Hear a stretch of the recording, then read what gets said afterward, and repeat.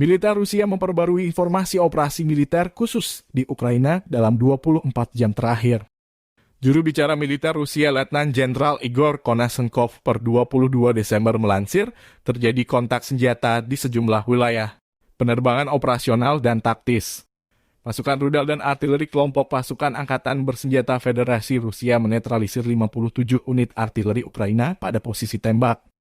Tenaga kerja dan peralatan militer di 93 area juga digempur. Satu stasiun perang elektronik Ukraina di dekat Veseloi, wilayah Kherson, dihancurkan. Satu titik perbaikan artileri M777 dihancurkan di dekat Petice, Republik Rakyat Donetsk. 3 gudang amunisi Ukraina dihancurkan di dekat Artemov, Republik Rakyat Donetsk, Guliai-Pola, wilayah Zaporozhye dan Ochakov, wilayah Nikolaev. Pertempuran udara terjadi di dekat Shevchenko dan Bogatyr. Pesawat tempur Angkatan Udara Rusia menembak jatuh 2 pesawat MiG-29 Ukraina.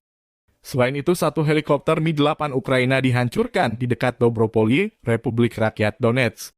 3 kendaraan udara tak berawak dihancurkan oleh pasukan pertahanan udara di dekat Volodino Torskoye dan Voikovsky, Republik Rakyat Donetsk. Igor Konashenkov melansir secara total 350 pesawat terbang dan 188 helikopter.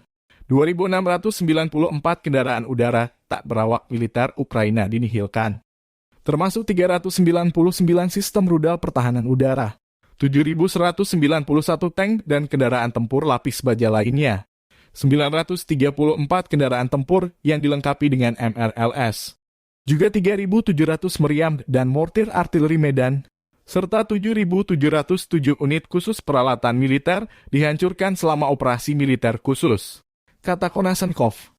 Dari kubu Kiev, Kementerian Pertahanan Ukraina melansir 660 prajurit Rusia dinetralkan dalam 24 jam terakhir, termasuk 1 jet tempur, 5 drone, dan 6 unit artileri.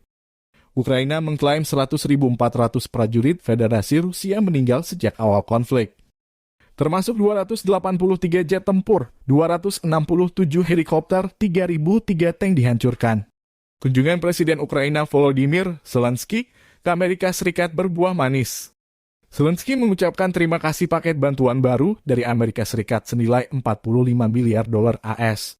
Ia juga memastikan dukungan yang diberikan Amerika Serikat bukanlah amal, melainkan investasi pada keamanan global dan demokrasi. Hal ini disampaikan Presiden Ukraina itu di hadapan Kongres AS pada Rabu 21 Desember waktu setempat. Bantuan AS bukanlah amal. Ini adalah investasi dalam keamanan global dan demokrasi yang kami tangani dengan cara yang paling bertanggung jawab, kata Zelensky. Bantuan mencakup rudal Patriot, sistem pertahanan udara, hingga amunisi untuk mengusir penjajah Rusia. Konflik Rusia-Ukraina memasuki bulan ke-10. Belum ada tanda-tanda perdamaian. Є і фінансова підтримка, є і інші домовленості. Про них трохи згодом. Я дякую президенту Байдену і за допомогу, і за його міжнародне лідерство, і за налаштованість на перемогу. Дякую Конгресу Сполучених Штатів Америки, обом палатам, обом партіям, усім тим, хто підтримує Україну, усім тим, хто бажає перемоги так само, як і всі ми. Перемога буде. Слава кожному нашому воїну, слава кожному, хто боронить нашу державу. Веземо в Україну, на Донбас, під Бахмут та на південь, рішення яких наші сили оборони чекали. Дорогою додому зустрівся з президентом Польщі Анджеєм Дудою, подякував йому, усім полякам, місту, нашому рятівнику, Жешову за все, що вони роблять для України і нашого суспільного захисту Європи. Сьогодні в особливому форматі один на один обговорили з Анджеєм нашу взаємодію. Я розказав йому про почуто в Сполучених Штатах, про наше стратегічне бачення наступного року. Готуємось, зміцнюємо наші спільні сили.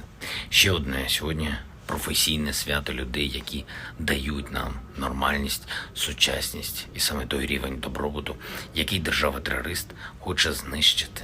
Сьогодні день працівників і працівниць енергетики. Я вітаю усіх вас, захисники, захисниці українського світла, і дякую вам за вашу роботу. Вам на допомогу також веземо нові домовленості. Слава Україні!